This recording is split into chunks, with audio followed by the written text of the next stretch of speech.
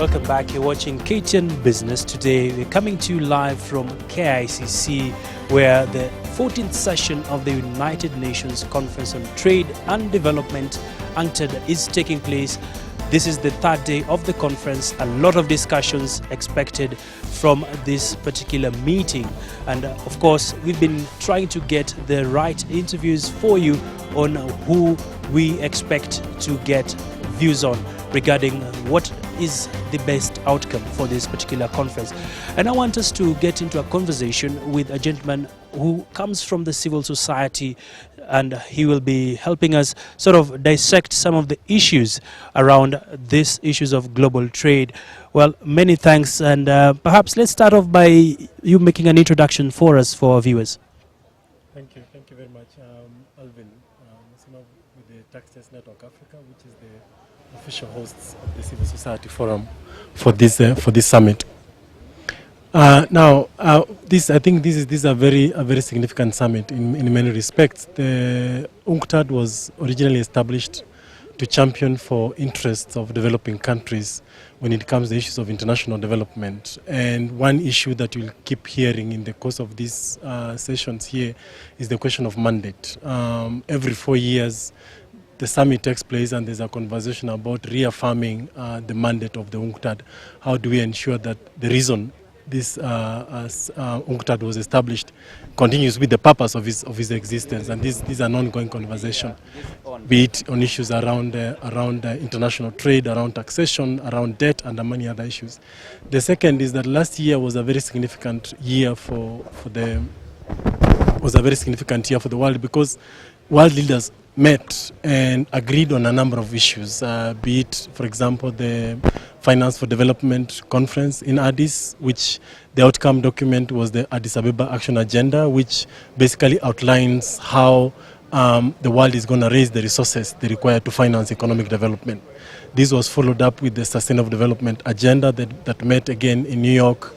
And then after that, the COP21, which was basically addressing issues of climate change. All right. The motto of this conference now is translating those ambitious goals that were met by the world leaders into action, from decisions to action. All right. And at the heart of that is the question, where is the money going to come from that would make these ambitious aspirations, translating them into concrete actions for the citizens of particularly of developing countries? Of course, as Tax Justice Network, there have been concerns around effectiveness of UNCTAD. We've seen the poorer countries not sort of benefiting from this kind of arrangements. And this has been one of the key focal points for the civil society organizations at this particular conference. And I don't know, what's your case around poorer countries being facilitated better to trade, tackling issues of profiteering from poor countries between the rich countries? Yes, I think this is the most fundamental issue. UNCTAD is the unique body within the UN system that was actually established purposely for the interest of developing countries. But what we are seeing is that the rich countries are doing everything possible to undermine that mandate of UNCTAD. And that's, a civil society organization, that's something we have come across very strongly, to ensure that this mandate that UNCTAD was established to champion is reaffirmed. Secondly, the resourcing of world development, in that sense, in terms of where resources would come from to finance all these ambitious goals that were spelled out at the Sustainable Development Goals. Where the money is going to come from is one of the sticky issues. UNCTAD, for example, released a report recently at this summit where they were talking about how developing countries are losing significant resources as a result of illicit financial flows or tax evasion and tax avoidance by companies. And this is one issue that we feel very, very important and very important at this summit. So, Alvin, there's also the issue of debt that is accruing over the time that we've seen a lot of African countries have caught themselves in that kind of, should I say, a maze. Because if you look at the debt levels of different African countries, it's quite on the higher side. I don't know if is this an issue that is likely to be discussed?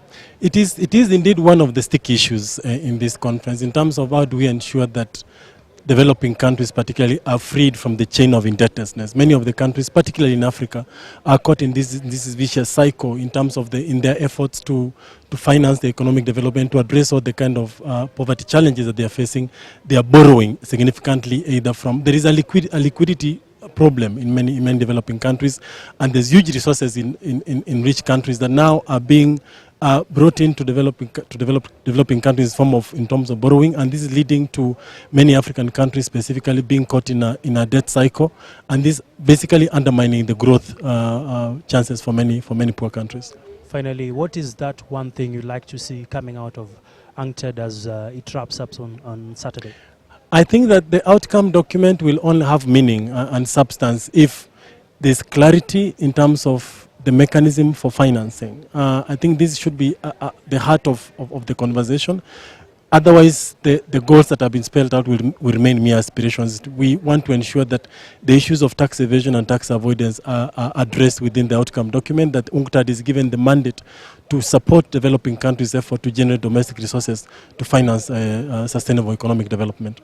Well, many thanks there. I've been speaking to Alvin Mosioma, Executive Director, Tax Justice Network for Africa, just talking to us about some of the key aspects that the civil society organizations will be expecting out of this particular conference. Shortly, I'll be speaking to Dr. Ikiara, who is the Chief Executive Officer of the Kenya Investment Authority, which also is a key player in trade in the country.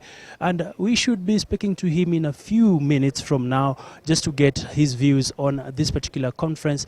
And he has just joined us. Many thanks, Dr. for making time, Dr. Moses Ikiara.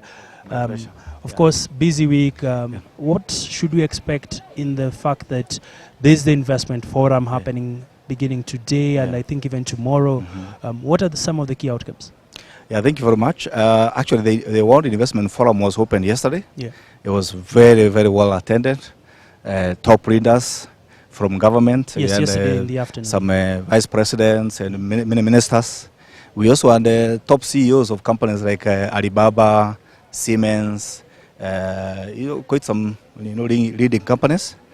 The outcome, of course. Any deals? Yes. To be precise. You want the Secretary General said last World Investment Forum, they signed deals worth 14 billion USD, US dollars. And he said he challenges this forum to actually surpass that target. Yeah. So we hope we will actually get deals larger than 14 billion US dollars. And I think from the interest we are seeing, I think we might be able to achieve the target. Interesting. Last word from you, Dr. Yeah. What's one of the key highlights you expect out of the UNCTAD? Of course, a number of areas that Kenya will be presenting in terms of trade policies, issues to do with moving away from aid to partnerships. What's that one thing that you are expectant of from this conference? UNCTAD is a body which was created by the UN to support developing countries to build their capacity to be able to engage better in global negotiations. Let's say like the World Trade Organization and other forums. Often you see developing countries may not have the same capacity to match with the developed world. And the UNCTAD was created to help with that. So every time they meet, they have usually several agendas. Number one agenda is to shape the agenda of the UNCTAD for the next until the next conference comes. So it's like approval. It's like a board approving your targets and what you have to do for the next period. So this is one of the things that will come out, seeing what targets UNCTAD is going to be working on, and coming soon after. SDGs, the Sustainable Development Goals, Agenda 20 that have been agreed, then you can see they will have a tab. So for Kenya, the interest we are going to have is, first of all, hosting an event like this where we are showcasing the many investment opportunities we have in all sectors. We expect faster growth than what we have been achieving. The last 3-4 years, we've been basically doubling our FDI every year, kind of growing by 100%.